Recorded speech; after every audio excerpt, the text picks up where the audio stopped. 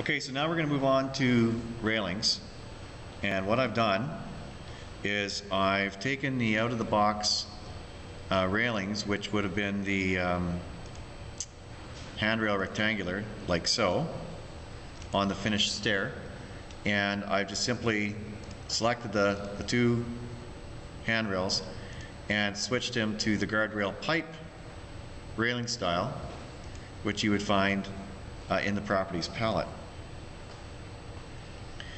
So now we're going to talk about the different components of railings and how they all fit together to create, hopefully, what we want out of our railings design. So let's look at page 7 of the notes. So what I'm going to do is I'm going to pull up the type properties dialog box for railings. So I'm just going to select that railing now and hit edit type. So here's the dialog box that we're looking at on page 7. Now, we have 4 basic components to stairs. So looking at the little leaders, floating text boxes on page 7, first of all we've got our rails, which Revit calls non-continuous. It's a bit of a misnomer because in reality all those blue horizontal pipes that you see, they are more or less continuous when you draw the railing. Where they sometimes are not continuous is around the inside of the stair when they make the wrap to go from one flight to the next, or from one run to the next. And sometimes in these cases you might notice that there's a bit of a break or a serious change in elevation with the pipes so that they don't sort of follow each other continuously up the stair. And that may happen on the inside just because, especially if you don't do an offset with your risers at the landing, it can just make too much of a transformation for, or a height change for those pipes to make, and it just fails. So that's why Revit calls it non-continuous.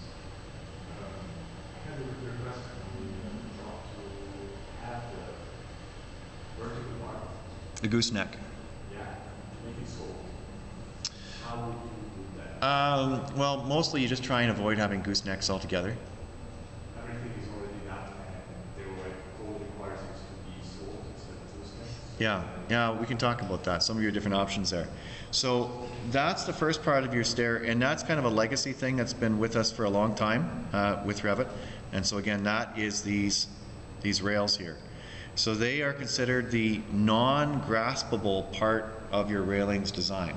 They provide the horizontals in your railing, but they're not graspable. The next button down is your balusters. These are the vertical bits of your railing. So it could be just a simple picket, or it could be a solid panel, like a piece of metal that's perforated, or it could be an interlocking wire mesh, or it could be a glass panel. So those are your vertical balusters. Now, something that was added fairly recently in Revit, like within the last 5 years, is the top rail and these handrail features. Now the top rail is not meant to be graspable either, and the reason that they're providing it is that it's meant to provide sort of this decorative top cap to your railing. So if we look on the screen here, all of the blue horizontals are non-continuous rails. This gray bit at the top is the top rail. So this thing right here, the top rail. Then we have the handrail portion, which is meant to be graspable. So we didn't used to have these top rail and handrail 1 and 2 features. And so they've added them so that both the top rail and the handrail will be generally more continuous than the regular rails that are provided and have been with us for a long time. Now, your railings can have one top rail, but they can have 2 different shapes of a handrail. So just note in page 7, I read the notes about the purpose of having handrail 1 and handrail 2, and then we'll just carry on with how we define our railings.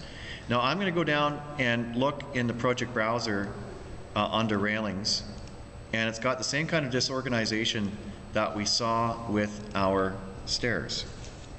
So here's our railings folder.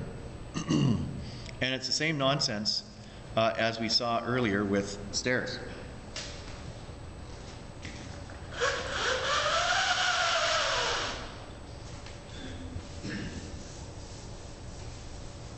So when you open up the railings folder, so here it is right here. Inside this, it lists a whole bunch of stuff.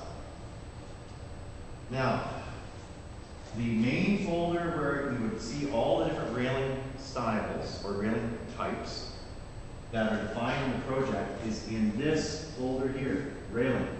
So under railings, it's railing. They'll just shoot me down. So that's it. There's all the different railing types that are in this project. So, supporting stuff. We've got our top rail type, so these are the caps that go on top of the handrails. And we've got our handrail types. That. Then you've got everything else. So all this other stuff that you see here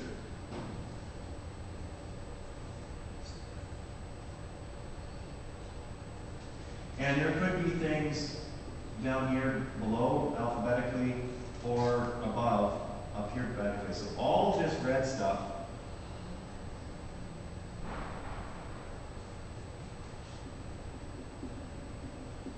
is other railing craft. Is below that folder with everything else. So if you're trying to find the railing folder or the handrail type folder or the top rail type folder, like we're going to create a baluster tonight that looks like this, like a metal X that you would often see placed in sort of a Yale town, trying to make it look like an old traditional or a neo-traditional railing. So anytime you add either a new picket baluster or one of these new wider balusters, which are called panels, all that stuff is going to get listed under the railings folder and just fills up this whole area with no differentiation between these families that you load in to help build your railings and these special folders that have the other stuff in them. So to me, this is just another UI vomit fest of disorganization. Kind of annoys me. So, anyways, you know what those three main folders are: top rail, railing, and handrail type. So first of all, we are going to look at the non-continuous rails.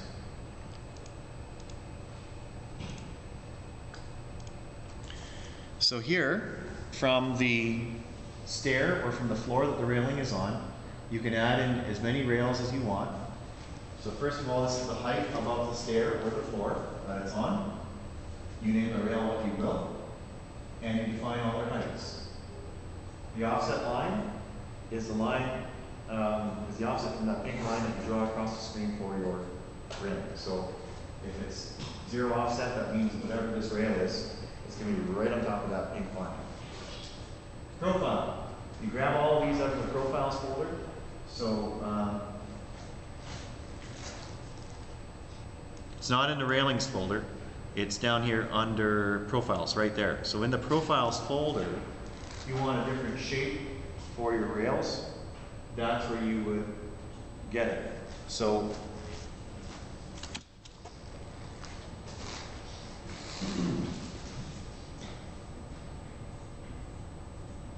your rails need profiles.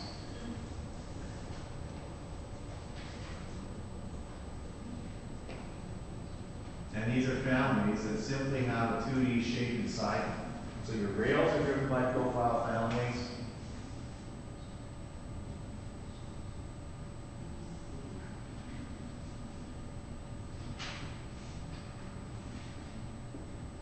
But the balusters are their own thing. They already come in pre-cooked. So when you want just a simple straight baluster, it's loaded in and you're good to go. So with your rails, you can see there's this definition on a profile family. With balusters, you just load them up and you go. So just that little clarification there. Your rails need profile families, but balusters, you know, they just are a family unto themselves. So there are the rails, and you can define the profile and the material. So in the preview window here, you get a little preview window so you can look at this at your railing before you know, as you're changing these settings. So if I change my low rail here to 2 inches, you can see I get a little preview, and I can see what it looks like if I make those changes. So again, that's the preview button at the bottom.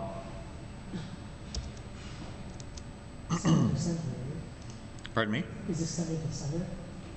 It is, yes. Everything in your railings is always center to center. That's a really good point, and I'll be emphasizing that repeatedly as we move on. Now, I'm going to, some of the railing controls that you can see on page 9, that's just something that you can play with, and that will get a little bit to the question of the gooseneck and how you can avoid having a vertical gooseneck, because you can play with some of the different join and slope options using the stuff talked about on page 9. Now, let's move on to page 10, and we're going to talk about these top rails and handrails now before we get into balusters. Now, as I mentioned, the rails are, the old school rails, non-continuous, are said to be not necessarily continuous, whereas the top rail and handrail are going to be continuous as much as possible. So here's the thing. If we look at our top rail type folder, and this is in the architectural template, you can define a whole bunch of top rail types if you want to. But you need to make sure that your railings, your railing style, your railing type is actually making use of one of your top rail types. So as it stands, I believe in the architectural template, the elliptical top rail type isn't even being used by any of the different railing styles. So here, if I go to the type properties of this railing, it's using a top rail, but it's only using the circular one. So if I switch to some of the other ones here, oh no, that one is using the elliptical. Oh yeah, the glass panel one does use the elliptical. So there's always a danger that you can create a railing style or create a top rail type, and then you just forget to use it in one of your railing styles. So top rails cannot exist on their own. Handrails cannot exist on their own. So these handrails and top rails that are defined here and listed in the railings folder in the project browser, they can't exist unless a regular railing style employs them. So I'm pretty sure there is no railing style in the architectural template that makes use of the handrail type here called pipe wall mount. It doesn't. So what's happening is that this pipe wall mount handrail type, you won't see it in the project ever unless you've got a railing style that's making use of it. So there's this one here that's making use of the circular 1.5 inches, but not the wall mount pipe. So we're gonna fix that. Now, if we look at handrails, and I'm going to do that independently here. I'm just going to close the dialog down. So I'm going to double click on that circular 1.5 inches handrail type just by going into the project browser, expanding handrail type, and then double clicking on circular 1.5 inches. So here's all the neat features of these handrails. So you can automatically choose for handrail clearance and then the height. So you can choose the graspable height. And then again here it's using that profile that you would get out of the profile folder. And then you can specify things like your transitions and the extensions at the top and bottom of the stair. So we're going to talk about making a code compliant stair that has those 1 foot long extensions at the top and bottom of the stair. So the regular rails, the non-continuous rails here, cannot make that 1 foot extension at the top and bottom of the stair. Only the handrails have that functionality, but you've got to add those handrails to your railing style. There's some notes there about railing supports and terminations. We're going to see the supports. We're not going to see the terminations. If you want to see some railing terminations and what they do, you can just search for them, Revit railing termination. You can Google it, or I think there's some YouTube videos on it as well. So now we're going to move on to probably the toughest part of defining a railing, and that's balusters. So we're on to page 11 now. Now I'm just going to make sure I've got a good view of the board here so you guys can see this in the stream.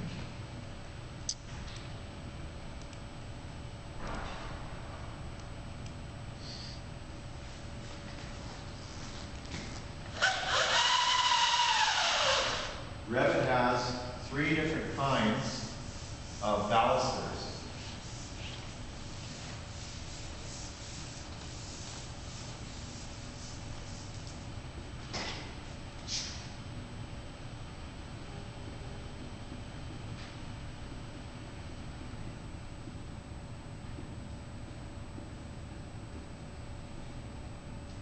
So you either have a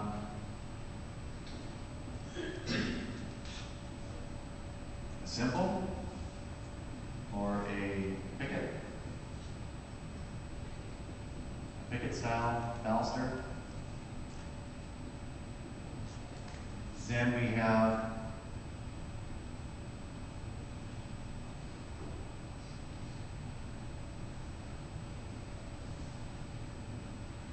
a post, baluster post. So we would call this a newel post. And then we have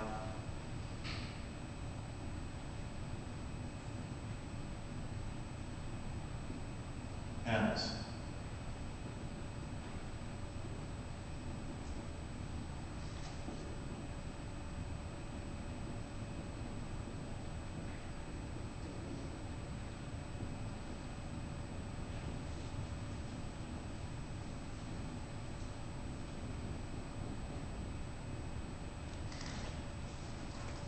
And each of these, the simple, the post, and the panel, have their own unique templates in Revit for creating these new balusters.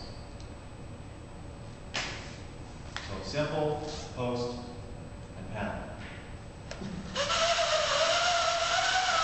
So the posts are used usually at the ends of a length of railing to support it, and to kind of create a break in the overall railing. If you want an example of this in our folder for tonight,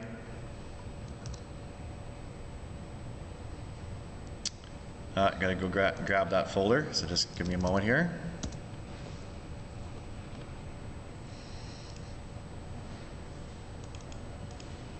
So in tonight's folder,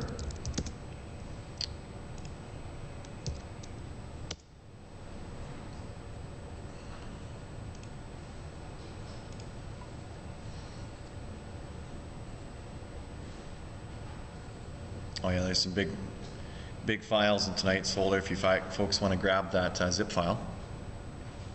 Or the whole folder rather. It's got a zip file of a whole bunch of different railings within it.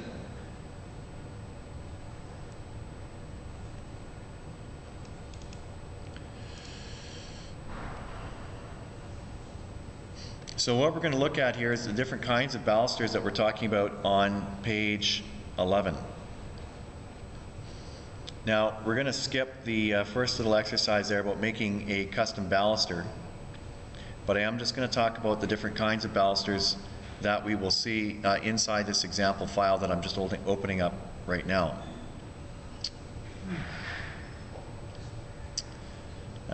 This wasn't what I was looking for at all. It's this one here.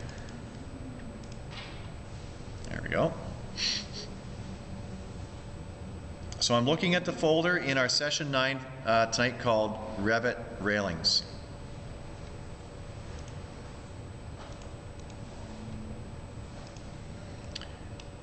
So I'm going to be looking at these different kinds of railing styles here. These railing styles that you see here actually are kind of old school Revit railings. They do not have the top rail or handrail functions in them yet. So if you click on this one railing here that's got these heavy newel posts at the beginning and end, if you look at its type properties, you folks can see that it doesn't have handrail or top rail functionality at all. So these old railings, they just didn't have those features. If you want to add, if you've got an old railing in Revit, you want to bring it forward and add that top rail and handrail functionality to it, all you have to do is duplicate the railing style. So here at this Deco Type 60, I just duplicate it. Revit auto increments the number, calls it Deco Type 61. Good counting, Revit. Okay. Look at that. It just added them. It added that functionality. So if you have an old railing style from 5-10 years ago and you update it and you use it in Revit, you just duplicate the type name and it automatically adds that functionality to these old railings. So you're not losing anything. Okay, so we're going to talk about, first of all, pickets, and then posts, and then panels. So when we talk about a picket, we're talking about something like this. These nasty lathed pickets that you see all the time. I've got them in my house and I can't wait to smash them out at some point in the future. Right now my kids are doing a good job of trashing the place, so until the teenagers are out, I think we'll keep these things in here, and then once they leave we'll put in the cool stuff. So these families are made from a template. So let's look at the templates that are meant for those 3 different kinds of balusters. So File, New, and then Family. So there's the 3 templates right there. So your simple baluster is the first one. The one for the posts, so newel post, that's the baluster post. And then the one for building a glass panel or some big piece that's not a picket, that's going to go in between your verticals, in between your supports on a railing. That is your panel template. And we'll open them all in succession. So that is, all these pickets here are the simple baluster. Then you can see there's the post and the panel. So the posts, obviously it's these guys at the end of this residential railing and this Deco Type 60 railing here. Those are posts. So what we're going to look at now is the type properties of this railing, and we're going to look at the baluster placement dialog box. Now remember, we had, first of all, our Rails dialog box. The baluster dialog box, this is, it looks like an Excel nightmare, but it's actually, it's pretty straightforward once you get down to the rules.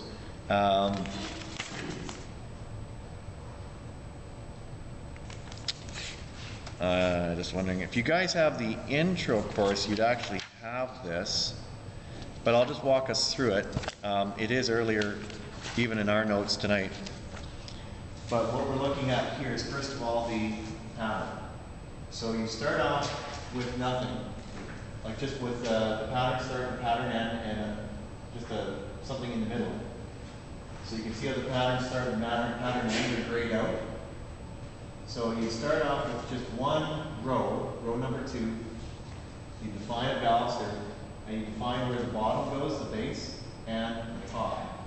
Now you can choose post, and that means this, to the stair or to the floor, and then you can decide which rail you want it to go up to. Now typically what happens is that these vertical balusters start at one of the rails or start at the host and then go up until they hit one of these rails. So I'm just going to walk you through the pattern here. So the pattern is actually a tall picket, 3 short ones, and then a tall picket. So if you can imagine that the repeating pattern is from halfway in between 2 of the tall pickets to halfway in between 2 of the tall pickets. So you start halfway in between, that's row number 1, then row number 2. We're putting in what they call a major baluster, so that means it's this tall guy here. They call that one a major one. And you can see there's minor 1, 2, and 3. Minor 1, 2, and 3, and then another major one. So you start, then you go to row number 2. Distance from the previous is 3 inches, so we come over 3 inches, and we put in this major baluster, which is 1 inch in size. It goes from the host up to rail 1, which I guess is this top guy up here, rail 1. Then we go 7 inches for row number 3. Row number 3 is 7 inches from previous, so that's a short one here, and it puts in a short one. Row number 4, 7 inches from previous. It's the middle short one. Row number 5, 7 inches from the previous, and finally to get the last tall one, it's 7 inches from previous. And then to stop the pattern, we go 3 inches, and that puts us in this blank space in between the 2 tall pickets. So everything that you do here with the patterns is on a center-to-center basis. So that's the main pattern. Now, if you want, you can define posts for your family. So these would be the supports that stabilize your railing. You know, they're mounted to the ground. So what you could do is you could have a series of pickets being put in place, and then every once in a while you can have some heavier pipe type connections that go down to the ground. So it means you could do something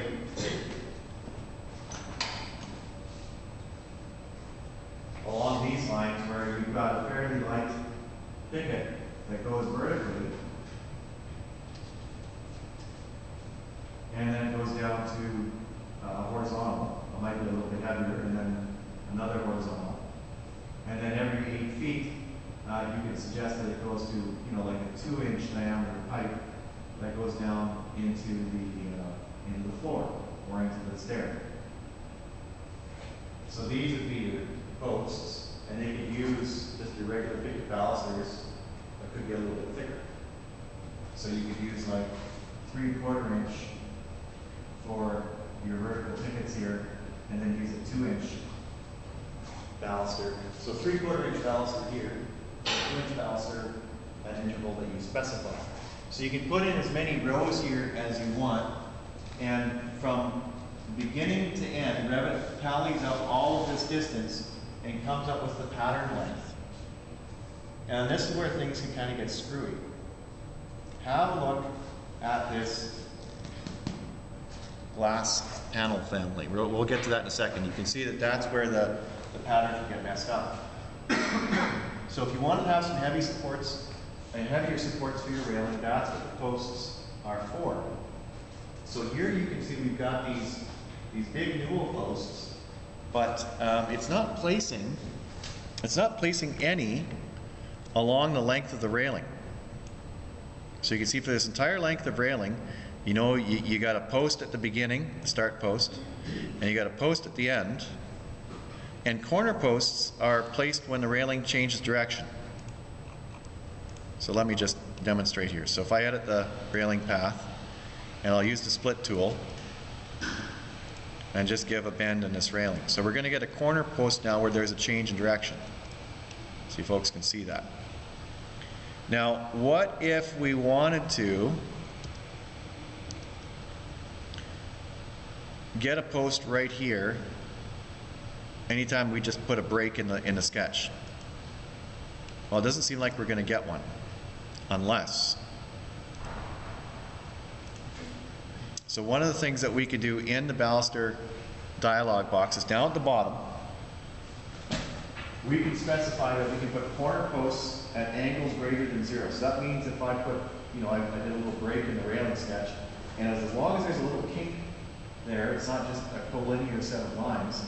If one line is just slightly collinear or non-collinear, we would get that corner post. So your corner post at angles greater than 0. But we have another option.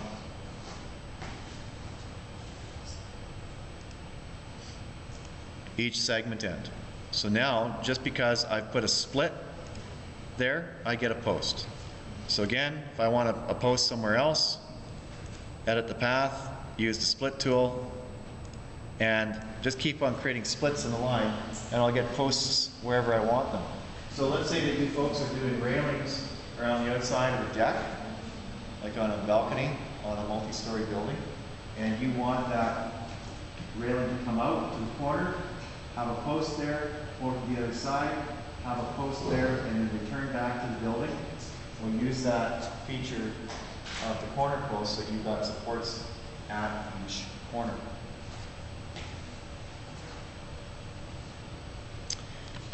Now,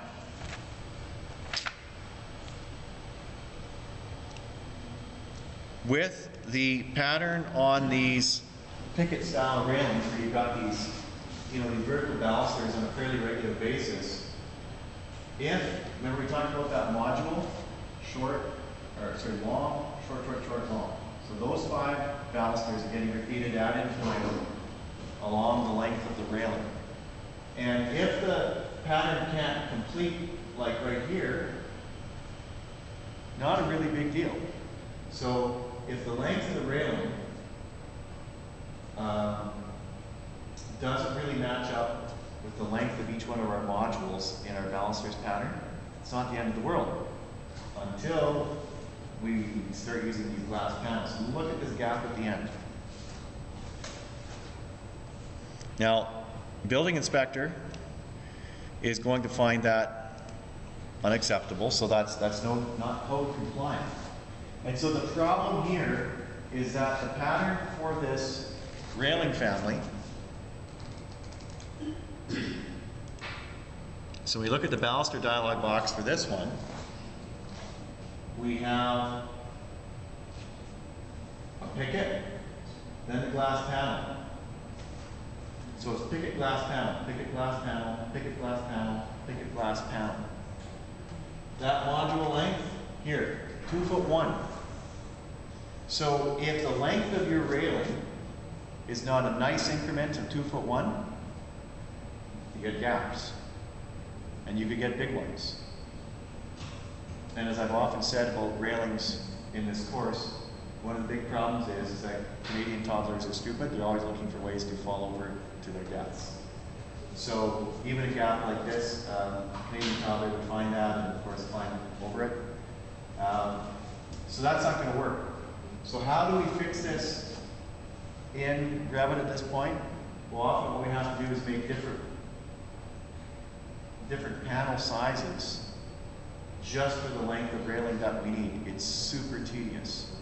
I'm really hoping it's one of the things that they'll address in a future release of Revit. One of the other things we often do too is we make a picket that looks like it's got the 2 clamps for the glass on either side. And here's a huge workaround that's used very commonly. Instead of making the glass as a panel, they make the glass as one of the rails in the rail dialog box, and this is what they do. So you've got your top cap for the handrail on top of the glass railing, but then what they do is they define a profile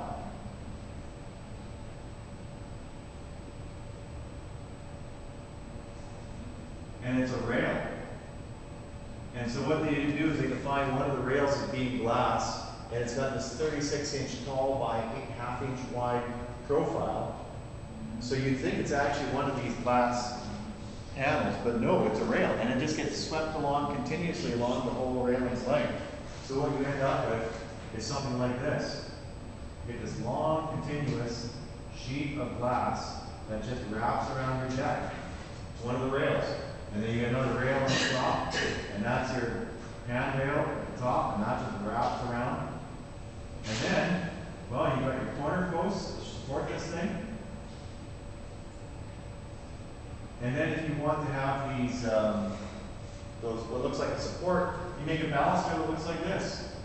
This is the picket with the supports coming off on either side, but there's no glass there. The glass is actually one of the rails. So you put one of these pickets in here. It's got supports coming off on either side, and over here, on either side, and over here, on either side. And it looks great. There's no code compliance problems, and it gives you a little bit more flexibility with what you are doing. Okay, so let's go over to baluster panel families. And now, on the earlier pages there, I've just discussed on the bottom of page 11 the secret sauce of the simple baluster family. They've got a void top and bottom, and there's sloping reference planes that allows that baluster to follow the slope of a stair, or if it's on a floor, it doesn't slope. Those reference planes inside the baluster families, the simple baluster family, so that's not the post and it's not the panel, it's the simple baluster families right here. So the simple picket family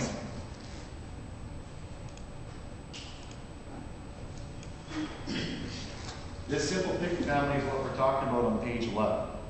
So when you start with the out-of-the-box template for baluster, the one that's just called baluster on its own, it doesn't put the voids in at the top and bottom. You'll need to add those to make your railing work like the other balusters that you get in Revit's library. So those voids that you see on page 11 need to be added if you don't have them in your work to create a baluster that you'll use if you're not using one of the out-of-the-box simple balusters. Now we're going to page 12, we're talking about the baluster panel template. So that's this one right here. Now just as a side note here, the post baluster does not get chopped top and bottom. You model something and it's just there. The railing comes up and terminates against the side of your baluster post. So baluster posts don't get truncated, but the regular balusters do. Now panels, on the other hand, are these infill bits in between our pickets, in between our verticals. So that's these big guys right here. And they have their own template. So when you go to File, New, Family, we go to Baluster Panel. So this is it right here. So this special template, again, these reference planes will follow the slope of your stair. Whatever your rise and run is, Revit's going to automatically make everything pan out so that everything follows the slope of your stair. And this is a part of that just makes my brain explode. I've told you guys that you can't use a reference plane in something that needs to have a variable angle. They just don't like being rotated. And yet you've got this template that's as old as the hills, that's got a little dimension in here that's indeed changing the angle of a reference plane. Like, it's not a reference line, it's a reference plane. These things don't like to change their angle, and yet here's this template that's making it happen. So it works. I mean, that's great, but generally speaking, you can't change the angle of a reference plane with a dimension. It just, a parametric dimension, just they don't like doing that. Now the example that you see on the top of the page there, you can see all the different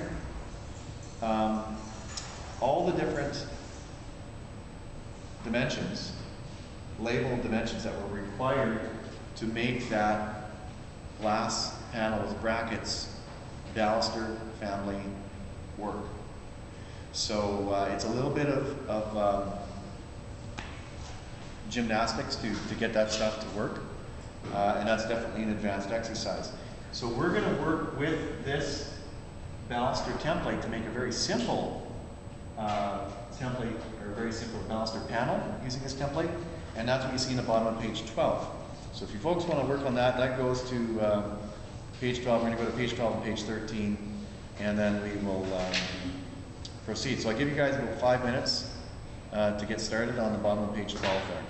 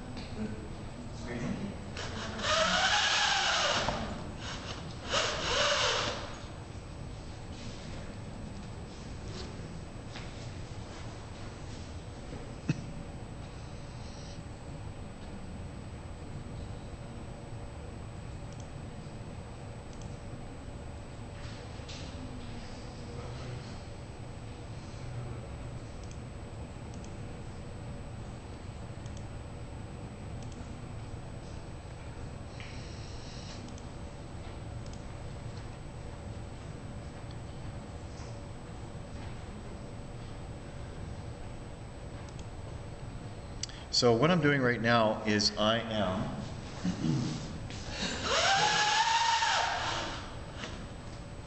adding model lines, and when I add model lines, I am using invisible lines as the line style. And I've got chain turned off. So lines, invisible lines, chain turned off on the options bar. And I'm going from one corner to the other. And you can see I'm making sure that I'm snapping to the intersection of those reference planes. So when I finish, you can see there's a bunch of padlocks here. I'm going to lock them up just to make sure that this invisible line stays tied to the corners. So that's the one invisible line. Now I'm going to draw one again from the intersection, from one corner to the other corner. And again, anytime I see an unlocked padlock, I'm going to lock it up.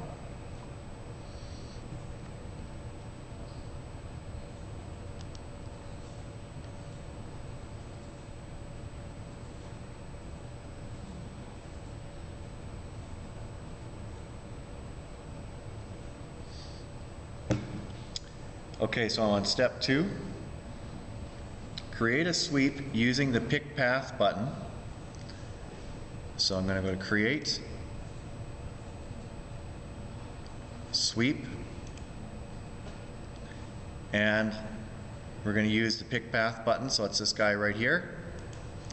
And in the notes it says choose one of the model or reference lines you just drew.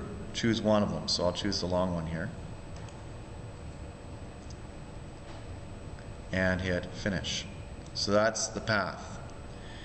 Now, if you have a look at the profile up there, what we're going to do is we're going to use the box profile, which is actually in our session 9 folder for tonight. So here you can hit load profile. So now go to the session 9 folder and you will find box. So that's a profile family. Just simply defines the square shape that we want swept. Load that in. So once you hit load profile and you've loaded in that box family, box will appear in that drop down at the top. There you go. So if you have trouble getting that going, just wave, we'll help you out.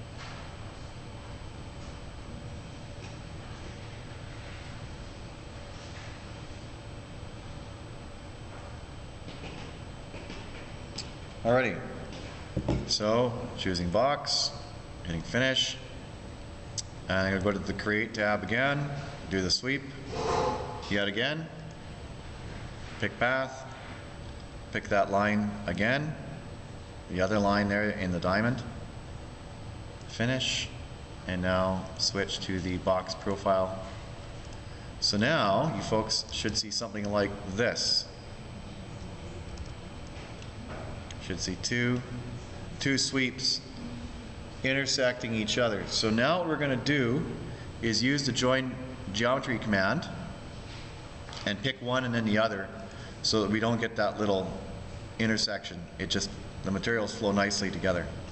So that's what you should see after the join geometry command is complete.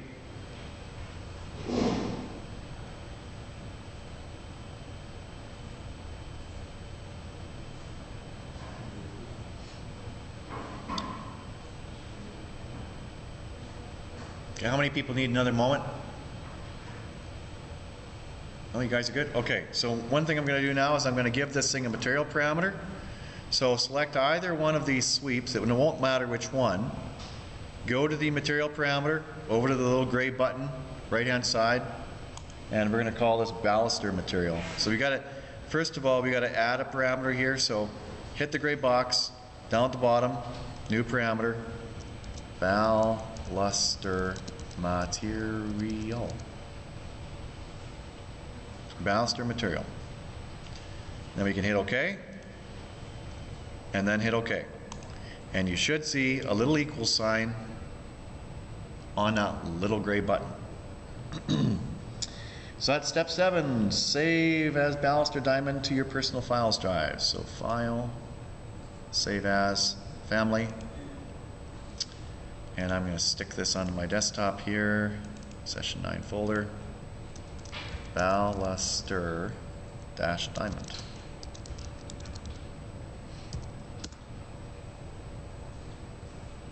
Okay, that's that. Over to page 13.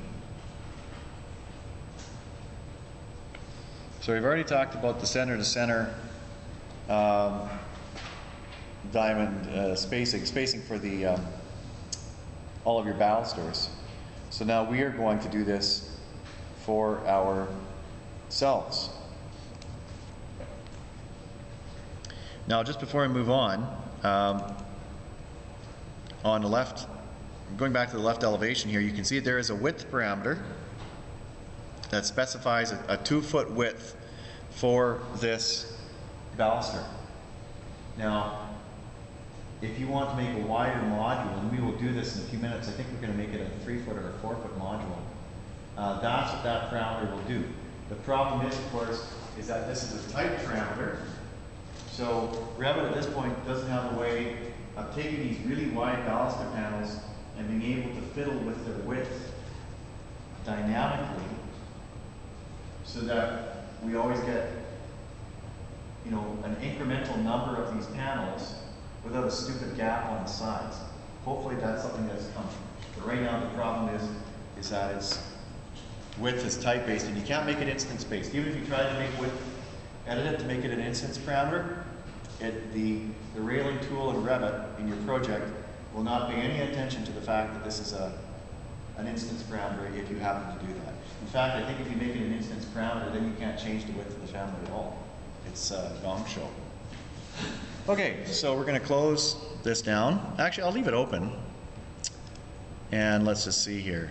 So now I'm going to make a new project. File, new, project. And I'm going to use the architectural template.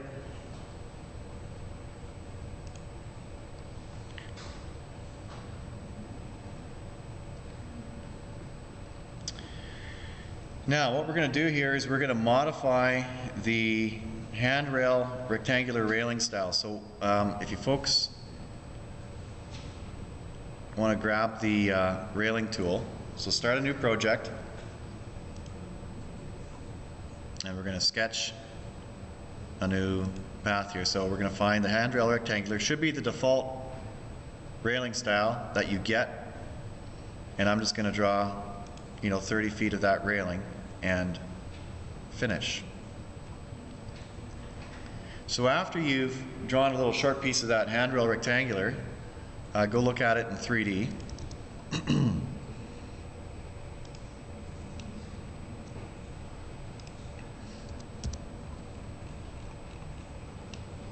So there it is. Now, we're going to duplicate it. So click on the railing in 3D, and I'm going to go to Edit Type, and we are going to call this, and we duplicate it, Diamond Baluster Railing. Diamond Baluster Railing. Alrighty. So then it says edit the top rail so the type is none. So you folks will see, do you have a checkbox for use top rail? No, yes, I know. You have to set it to none, don't you? Yeah, so set it to none. And then in the Rails dialog box, so here you got to go up to rail structure non-continuous. You don't have any rails. So we need to have a rail called top, so we're going to insert. So here's the rail, we're going to call it top. And its height is 42 inches. 42 inches. And I'm just looking in the dialog box there, rectangular 2x2 profile for the rails. So here, the top rail, 42 inches profile. There it is, rectangular handrail 2x2. And then another one, which we're going to call bottom, which is at 4 inches for height. Same thing, rectangular handrail 2x2.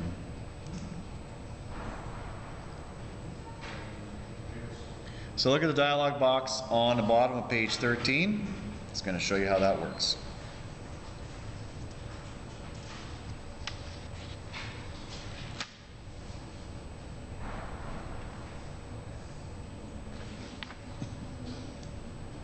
Everybody good to go?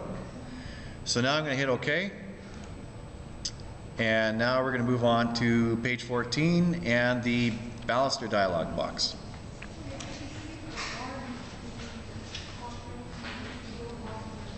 Okay, that's because you did not get rid of the top rail. So you got to go to the use top rail and you got to set it to none.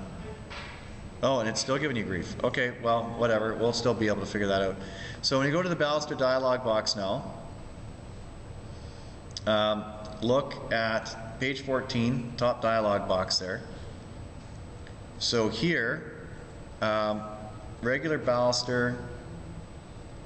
Now, you know what? I just realized we're going to have to bail here and load in our diamond baluster. So I'm just going to hit OK and hit OK.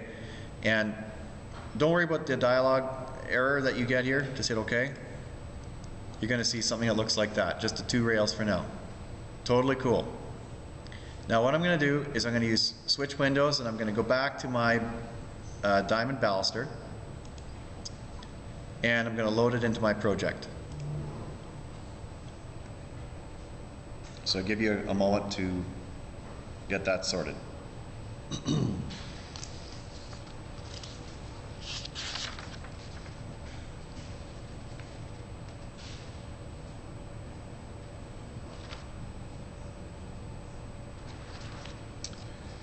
Okay, so now you've got that loaded in there. You can click on your railing and go back to the type properties for the railing. And I'm going to go into the baluster dialog box now. Okay, so on page 14, so row number 2, we're going to switch now that to be, well, first of all, I'm going to click on row 2 and duplicate it. So first thing I'm going to do is click on row 2 over on the left, so you can see it turns into a little arrow. Duplicate it. Now, row 3, it should be baluster square 1 inch. There we go. Row number 2 should be baluster diamond, so it should be in there now. Baluster diamond. Now let's follow this along. Base is bottom, right? Because that's what we need, one of those rails. Base offset 0. Top is here. Top is top. So for row number 2, regular baluster, baluster diamond, bottom 0, top. Distance from previous, 2 feet. So now we're looking at row number 3. Regular baluster, baluster square, base is host, top is top. Distance from previous, 2 feet. So really be careful about bottom, top, 2 feet, host, top, 2 feet. Make sure you're following this exactly so that you get the results that you want.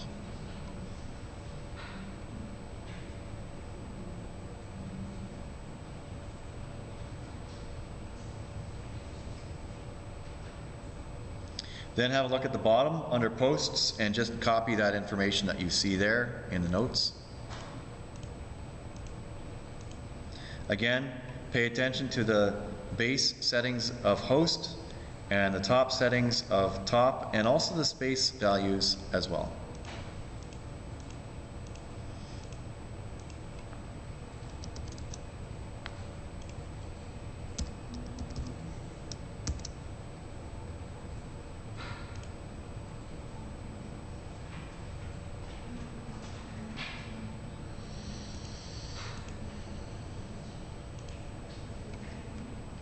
We all should end up with this result right here.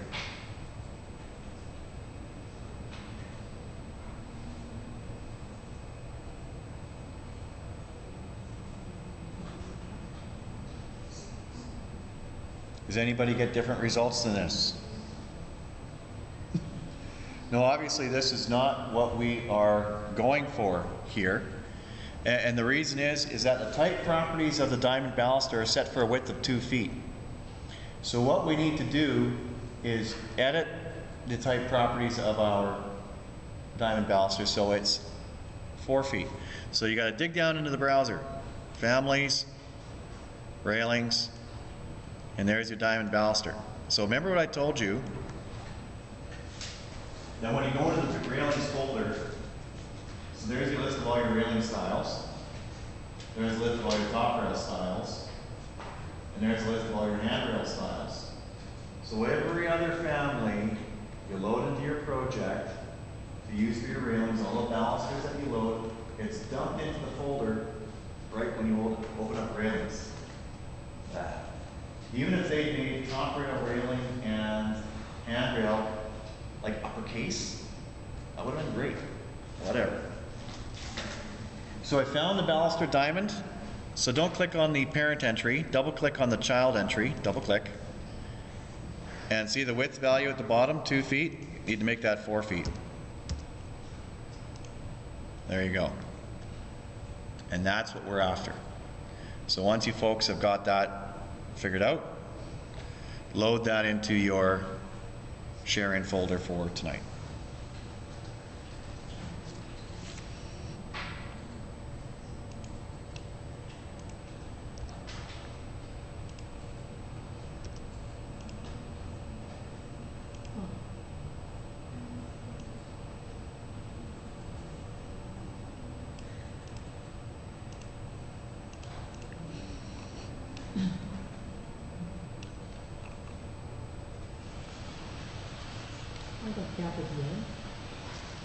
You might, yep.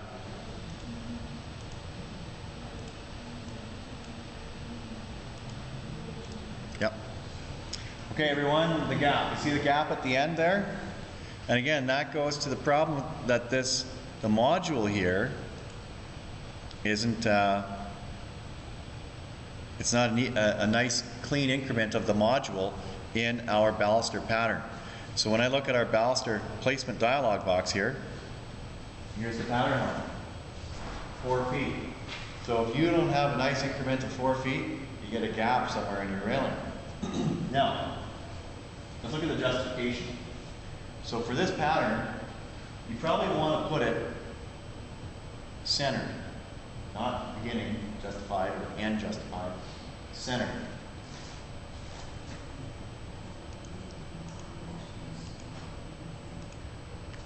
Then you get the gap split between each end. You're like, well, that sucks. Oh, you think this sucks, do you? That's funny. Let me show you how it can suck harder. So instead of using justify center, I'll say spread pattern to fit. So what it's going to do is going to create little gaps everywhere to try and make sure there's no gaps at the ends. Ooh, it's not bad. But beware, sometimes your amount of space that's needed is so bad that you'd actually see a gap here between the ends of the X's and our little vertical balusters. So if I made this gap a little bit bigger here, I'm sure I can get it so that it's, yeah, so now you guys can see what's beginning to happen here. It's just beginning to not really work. So spread pattern to fit, that's not really working. You probably want to just use justify center. And so Revit's goofy stopgap solution here, if I use centered, is that you can have an excess fill length of, say, like a square baluster every 4 inches at the ends. Good job, Revit. So those are your options. So what do we do in real life? Well, sometimes we'll figure out what the length of this railing is and figure out how many equal increments of this baluster panel we want to get inside it. Then we go down into our baluster diamond here, and so this is a 48-inch wide one. So we make another one that's like 46 inches, just so it could suit that particular length. And then we might make another one that's 41.5 inches to suit the length of a railing somewhere else. So not only do you have to make different baluster sizes, you also have to make various railing styles that use that different pattern length, and yeah, it's not pretty. Now we've gone into overtime here, so there's one piece of homework that I want you folks to do. It's on page 16. So just follow those steps so that you can make a wall-mounted handrail. So when you are creating a set of stairs,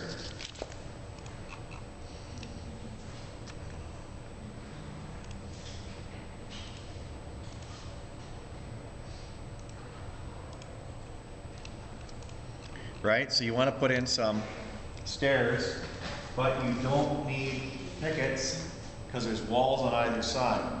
So there's no railing style out of the box in the architectural template that has railings on either side that don't have pickets or guards. So this is the process.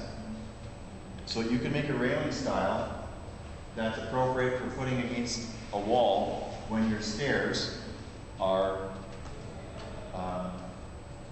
placed in between 2 walls. So that'll allow you to switch from this railing style to one that has just a handrail. The handrail has supports, you know, the little round things with the arms that come up to support the handrail. And it'll have the extensions at the top and bottom of the stair as is required in part 3. Very simple exercise, should take you about 10 minutes. You can save it into the same file as this. Save it into your share file next week. Well, that's all.